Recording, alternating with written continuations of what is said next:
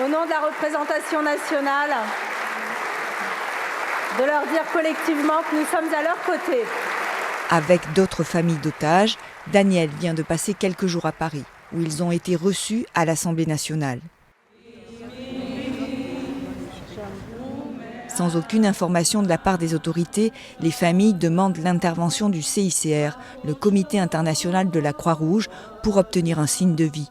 Le Hamas, pour sa part, exige pour les libérer la remise de tous les prisonniers palestiniens détenus en Israël. Et les familles se préparent à être patientes. Tout le monde se souvient en Israël du sort du soldat Gilad Shalit, échangé contre plus de 1000 prisonniers palestiniens après 5 ans de captivité. Maybe we cannot bring them tomorrow. Peut-être qu'on ne pourra pas les récupérer demain, mais on peut au moins tenter d'obtenir que la Croix-Rouge leur rende visite, qu'elle nous ramène des preuves de vie, que l'on connaisse exactement leur situation, vous savez. Il y a des gens malades, des enfants qui ont besoin de lait, que l'on fasse passer les droits humains en premier. Alors ok, c'est la guerre, mais rentrez à Gaza, vérifiez, donnez-nous une liste, que l'on sache si nos êtres chers sont morts ou vivants. S'ils sont morts, au moins, on sera en paix. On saura que c'est arrivé.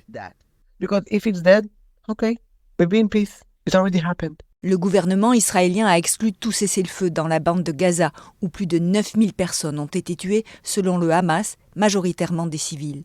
L'armée israélienne a un double objectif, détruire le mouvement islamiste et ramener les otages à la maison, mais les opérations militaires peuvent aussi les mettre en danger.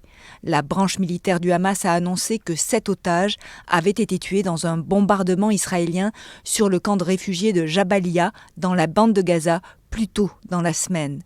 Mais Daniel ne veut pas penser aux difficultés de l'armée israélienne. Seul le retour d'Elia compte. Je ne peux pas me mettre à la place du gouvernement.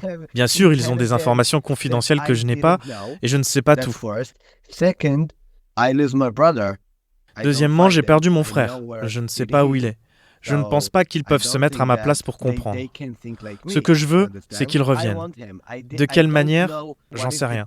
Je pense que toutes les manières seront bonnes.